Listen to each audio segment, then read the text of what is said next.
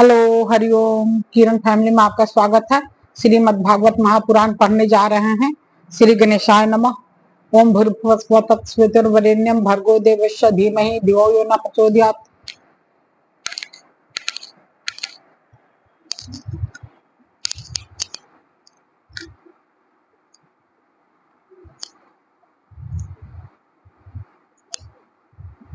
श्री राधा कृष्णाभ्याम नमः। श्रीमद् भागवत महापुराण द्वितीय खंड। अगर मेरी वीडियो अच्छी लगती हो तो लाइक और सब्सक्राइब जरूर कर दें।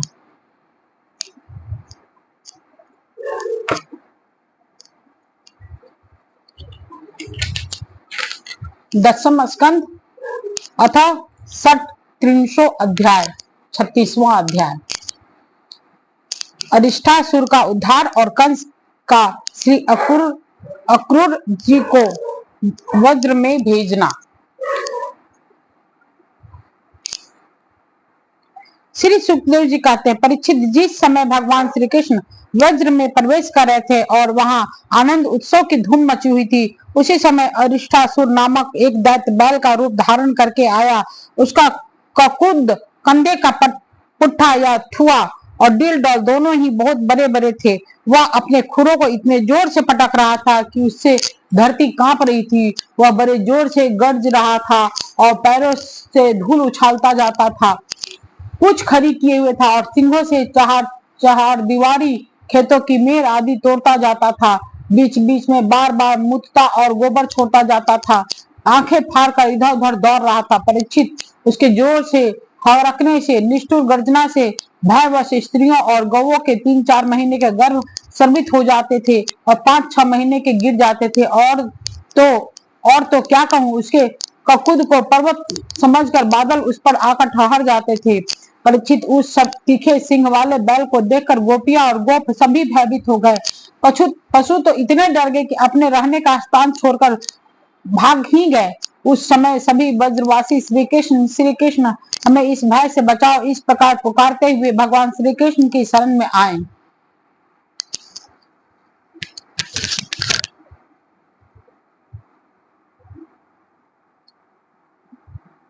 भगवान ने देखा कि हमारा गोकुल अत्यंत भयातुर हो रहा है। तब उन्होंने डर की कोई बात नहीं है यह कहकर सबको ढाढ़स बंधाया और फिर वृषासुर को ललकारा। अरे मूर्ख महादुष्ट, तू इन गौरों और ग्वालों को क्यों डरा रहा है? इससे क्या होगा? देख, तुझ जैसे दुरात्मा दुष्ट के बल का घमंड चूर चूर कर देने वाला यह मैं हूँ। इस प्रकार ललकार का भगवान ने ताल ठोकी और उसे क्रोधित करने के लिए वे अपने एक सखा के गले में बांह डालकर खड़े हो गए।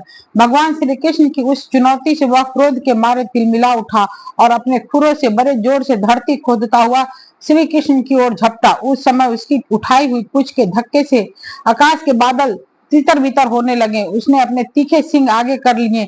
लाल लाल आंखों से टकटकी लगाकर श्री कृष्ण की ओर टेढ़ी नजर से देखता हुआ वह उन पर इतने वेग से टूटा मानो इंद्र के हाथ से छोड़ा हुआ वज्र हो।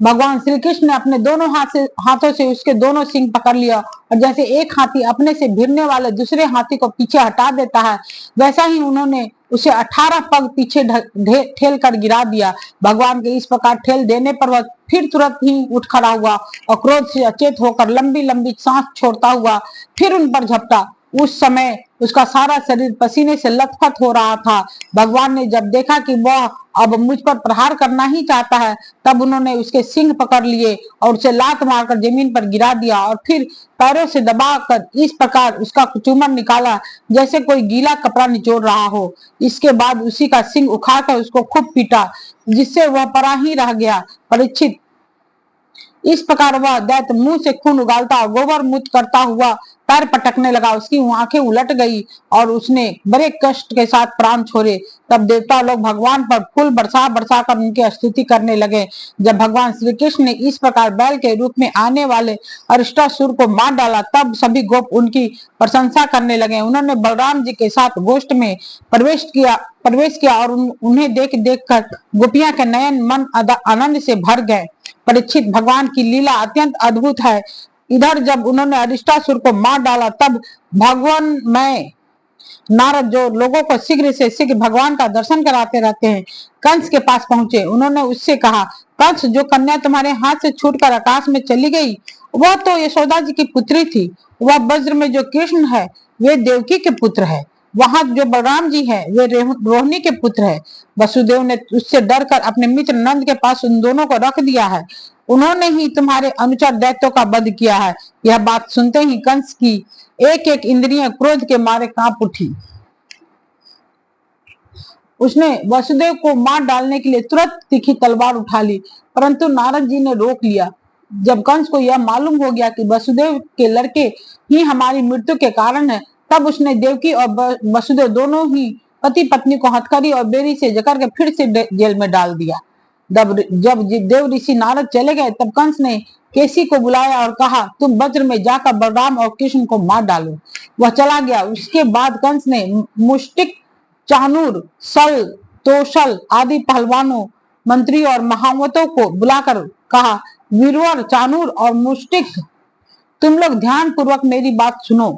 वसुदेव के दो पुत्र बलराम और कृष्ण नंद के वज्र में रहते हैं। उन्हीं के हाथ से मेरी मृत्यु बतलाई जाती है। अतः जब वे यहाँ आवे तब तुम लोग उन्हें कुश्ती लड़ने लड़ाने के बहाने मार डालना। अब तुम लोग भांति भांति के मंच बनाओ और उन्हें अखाड़े के चारों ओर गोल गोल सजा दो। उन पर बैठकर नगरवासी और देश की दूसरी प्रजा इस स्वच्छंद दंगल को देखे। महावत, तुम बड़े चतुर हो। देखो भाई, तुम दंगल के घेरे के फाटक पर ही अपने कुवल या पीढ़ हाथी को रखना और जब मेरे शत्रु उधर से निकले तब उसी के द्वारा उन्हें मरवा डालना। इसी चतुर्दशी को विधि पूर्वक धनुष यज्ञ प्रारंभ करो और उसकी सफलता के लिए वरदानी भूतनाथ भैरव को बहुत से पवित्र पशुओं की बलि चढ़ाओ। परीक्षित कंस तो केवल स्वार्थ साधन का सिद्धांत जानता था, इसलिए उसने मंत्री, पहलवान और महावत को इस प्रकार आज्ञा देकर श्रेष्ठ यदुवंशी अक्रूर को बुलाया और उनका हाथ अपने हाथ में लेकर बोला, अक्रूर जी, आप तो बड़े उदार दानी हैं, सब तरह से मेरे आदरणीय हैं। आज आप मेरा एक मित्रोचित काम कर दीजिए, क्योंकि भोजवंशी और वृषणवंशी यादवों में आपसे बढ़कर मेरी भलाई करने वाला दूसरा कोई नहीं।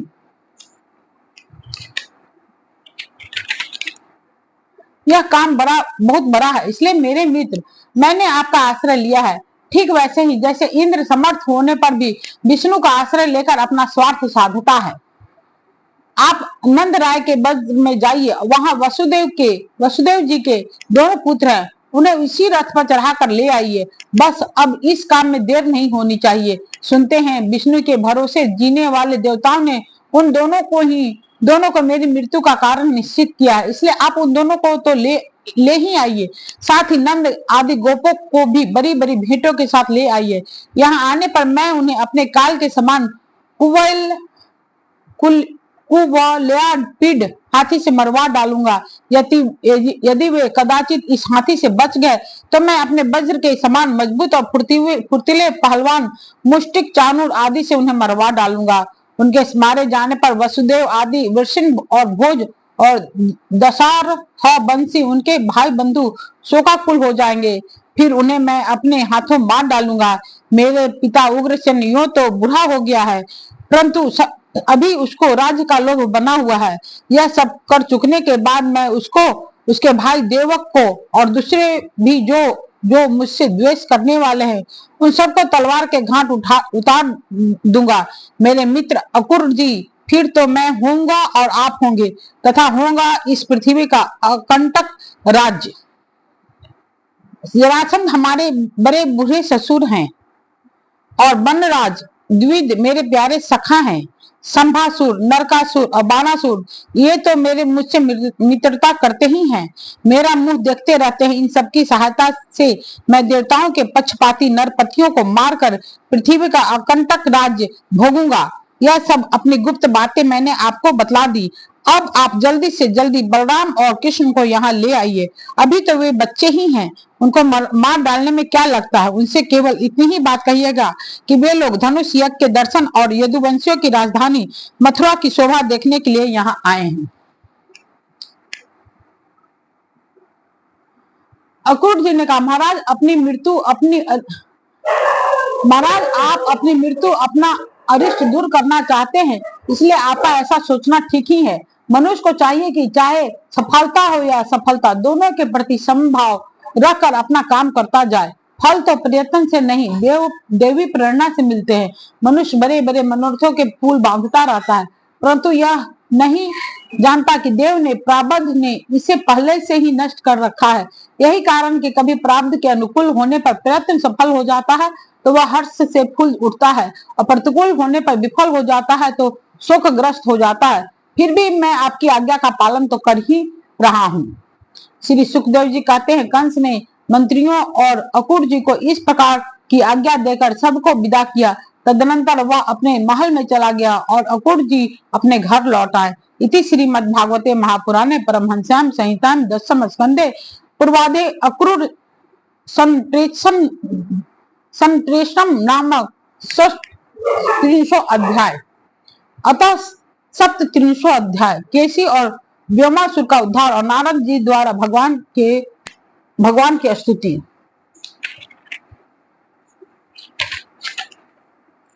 भगवान नारद जी ही आग लगाते फिरते हैं। अगर मेरी वीडियो अच्छी लगती हो तो लाइक और सब्सक्राइब जरूर कर दें। अतः 300 अध्याय केसी और व्योमासुर का उद्धार तथा नारद जी के द्वारा भगवान की स्तुति। श्री सुखदेव जी कहते हैं, परीक्षित, कंस ने जिस केसी नाम दैत्य को भेजा तो वह बड़े भारी घोड़े के रूप में मन के समान वेग से दौड़ता हुआ वज्र में आया। वह अपनी टापों से धरती खोदता आ रहा था। उसकी गर्दन के छितराए हुए बालों के झटके से आकाश के बादल विमानों की भीड़ तितर बितर हो रही थी। उसकी भयानक हिनहिनाहट से सब के सब भय से कांप रहे थे। उसकी बड़ी बड़ी आंखें थी, मुंह क्या था मानो किसी वृक्ष का फोरन ही हो। उससे देखने से ही डर लगता था। बड़ी मोटी गर्दन थी, शरीर इतना विशाल था कि मालूम होता था काली काली बादल की घटा है। उसकी नियत में पाप भरा था। वह श्री कृष्ण को मारकर अपने स्वामी कंस का हित करना चाहता था। उसके चलने से भूकंप होने लगता था।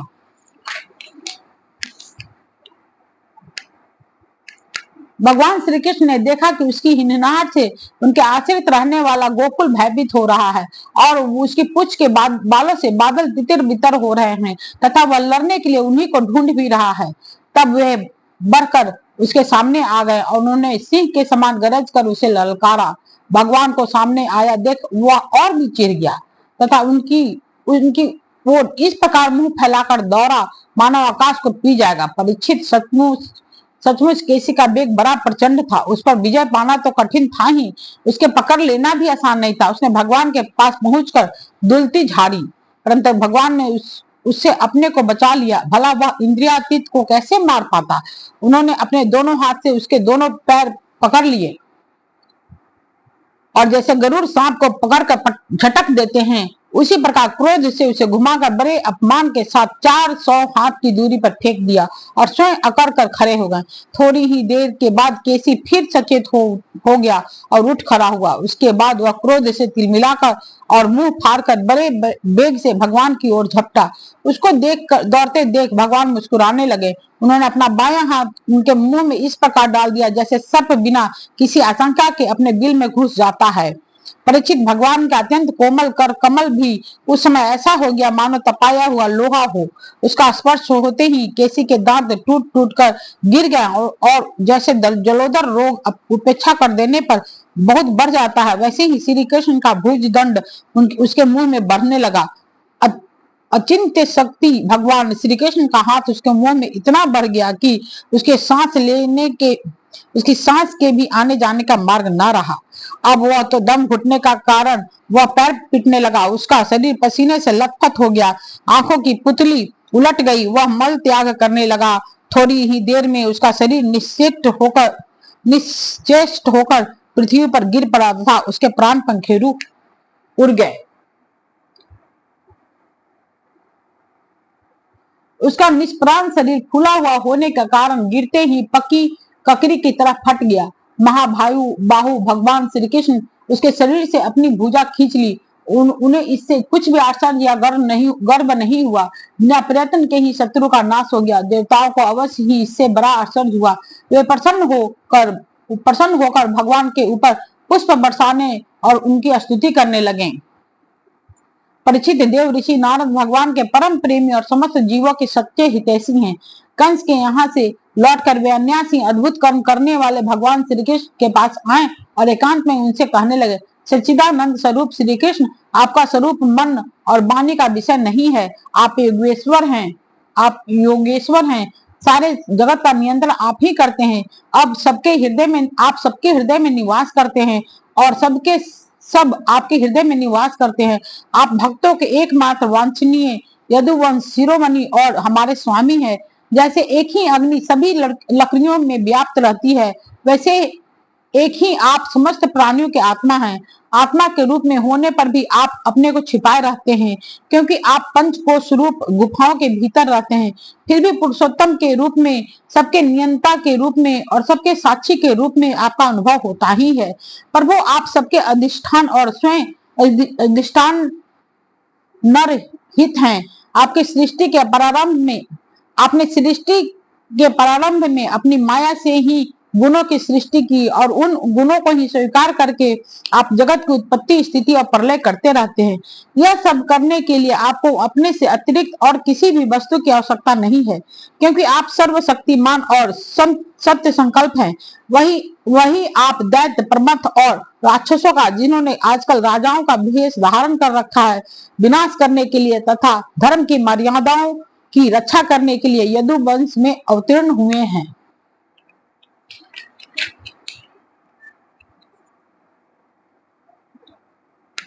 यह बड़े आनंद की बात है कि आपने खेल ही खेल में घोड़े के रूप में रहने वाले इस केसी दैत्य को मार डाला।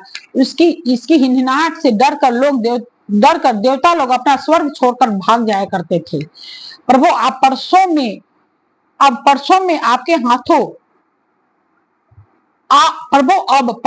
मैं आपके हाथों चाणूर, मुष्टिक, दूसरे पहलवान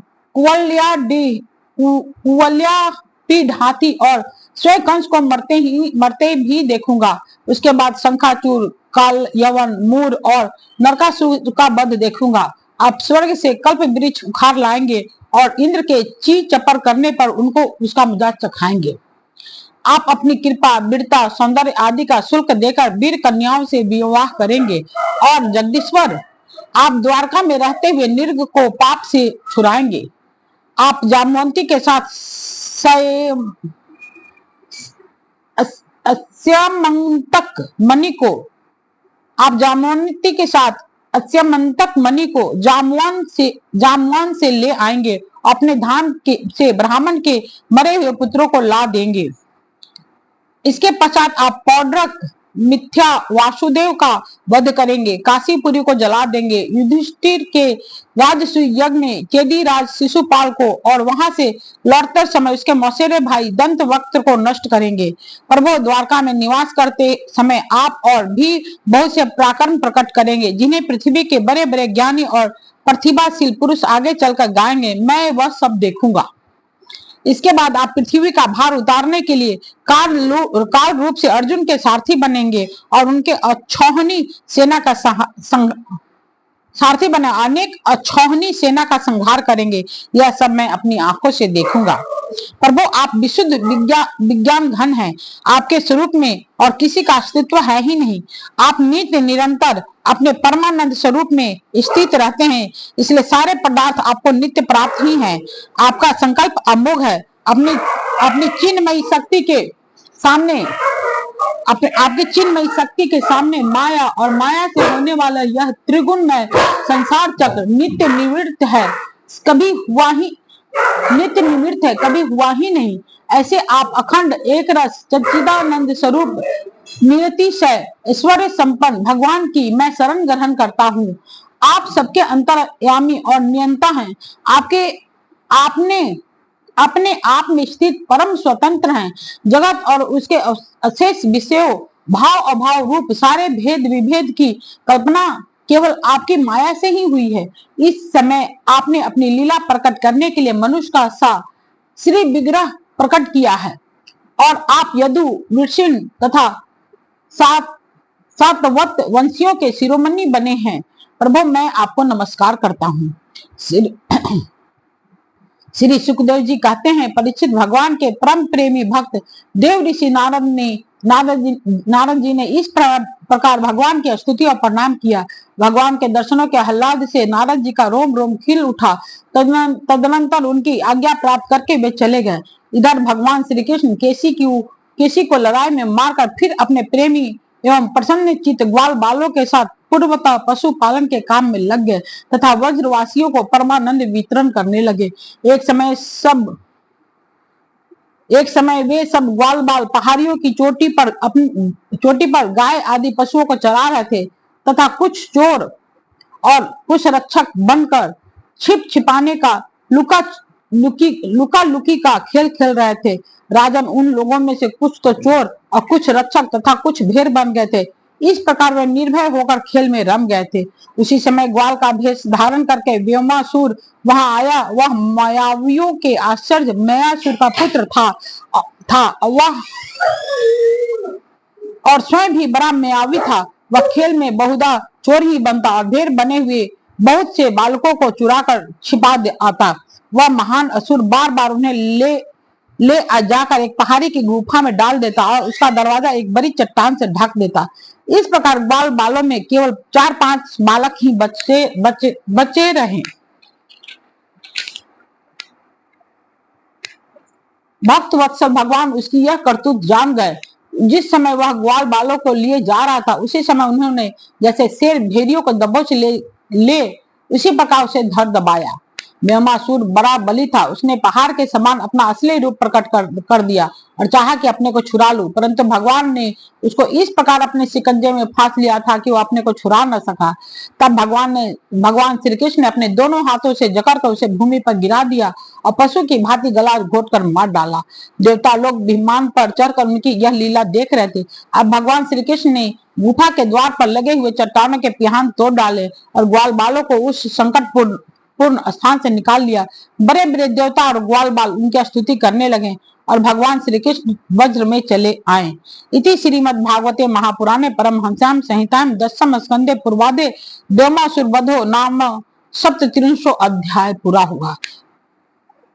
कल पढ़ेंगे अथाष्ट 300 अध्याय अक्रूर जी का वज्र यात्रा।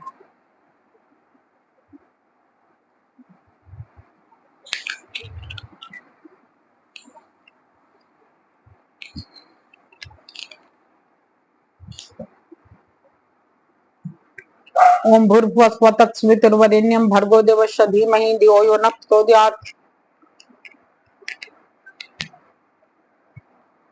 ठीक है दोस्त, हरिओम।